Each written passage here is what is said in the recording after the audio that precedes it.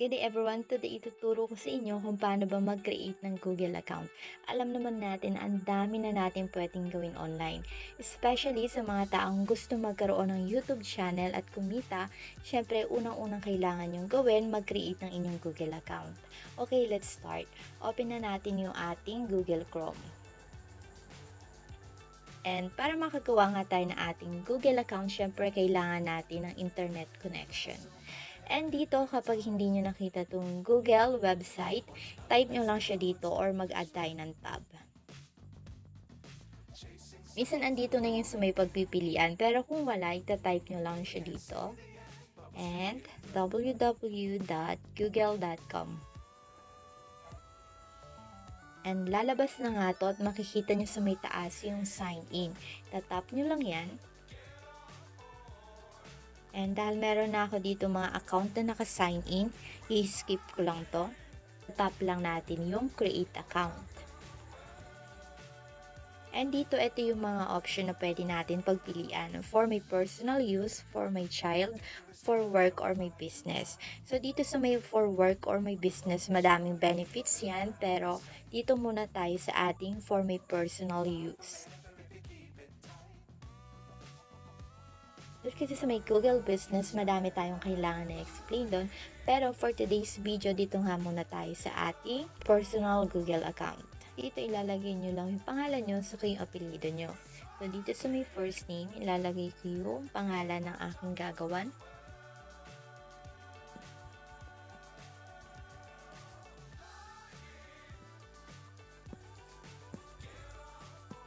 And now, pwede na natin itap yung next. Okay, dito sa may basic information, kailangan lang natin ilagay dito yung birthday natin. So, dito sa may month, kung anong buwan ba tayo pinanganak. And dito sa may day, kung anong petsa ba tayo pinanganak. And yung year, kung anong taon, 1990, secret. And yung gender natin, kung lalaki ba kayo or babae, pwede nyo din hindi sabihin dito. And pwede nyo din i-custom. And now, pwede na natin itap yung next. And huwag kayong mag-skip mga kabombams dahil meron ako mga i-recommend na video sa dulo ng video na to na siguradong magugustuhan nyo. Dito, bibigyan ka ng Google ang pwede mong pagpilian. Ito kasing binigay nilang username, ito na yung gagamitin natin kapag maglalagin tayo sa ating Google account. Pero pwede ka din mag-create ng sarili mong username. So, ako ang pinili ko, gusto ko ako yung mag-create or gagawa ng aking gagamitin na username kapag maglalagin ako dito sa my Google. Don't worry dahil kung meron kayong hindi naiintindihan, pwede nyong ilagay yan sa may comment section at kapag may free time kami, syempre sasagutin namin yan.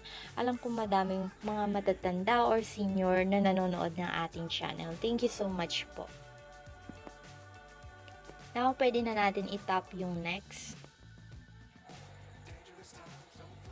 And dito, kailangan lang natin gumawa ng ating password na gagamitin din natin kapag tayo'y maglalagin. So, ang kailangan natin, username and password. And andito na nga tayo sa paggawa ng ating password. Dito, i-confirm lang natin. So, kailangan magmamatch yan. Pwede na tayong mag-tap ng next. And dito, kailangan natin maglagay na ating contact number. And magpapadala sila ng verification code sa ating number na ilalagay dito. And make sure na active yung number na ilalagay natin.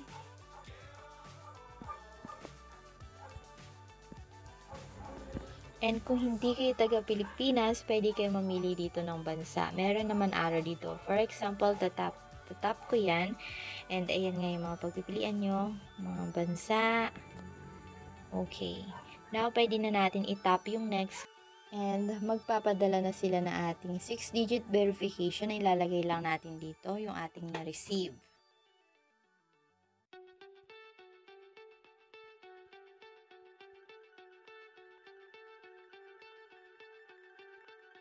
And kapag wala tayong na-receive, meron naman tong bilang. Ayan, pag natapos niya yung seconds ng ating paghihintay at wala tayong na-receive, tap lang natin tong get new code.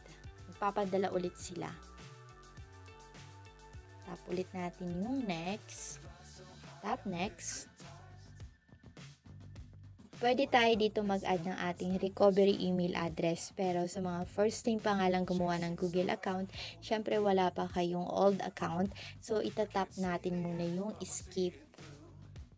And dito mababasa natin na etong ating mobile number ay gagamitin nga ni Google for account security. Pero etong number natin ay hindi naman visible sa ibang tao.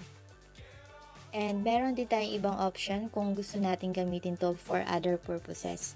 Anyway, tap na natin dito yung skip. And there you go, ito na nga yung ating account. Pwede natin i-review yung ating account information. And you can use this email address to sign in later. Anyway, bago matapos ang ating tutorial today, Like, subscribe, and hit the notification bell for good luck. tap na natin yung next. And kailangan natin mag-agree sa kanilang privacy and terms. Tap natin yung I agree.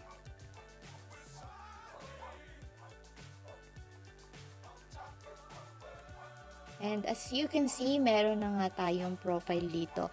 Pero, etong profile natin ay yung first letter lang ng ating name. Pwede tayo maglagay dito ng ating profile. Tap lang natin yan. And makikita nyo itong pencil icon. Pwede kayong maglagay ng inyong picture. Sign out na tayo. And ituturo ko na sa inyo kung paano mag-sign in. Tap nyo lang yan para makapag-login na tayo. Hopefully, naisulat nyo ang inyong mga password para hindi nyo makalimutan yan. And tap na natin yung ating account.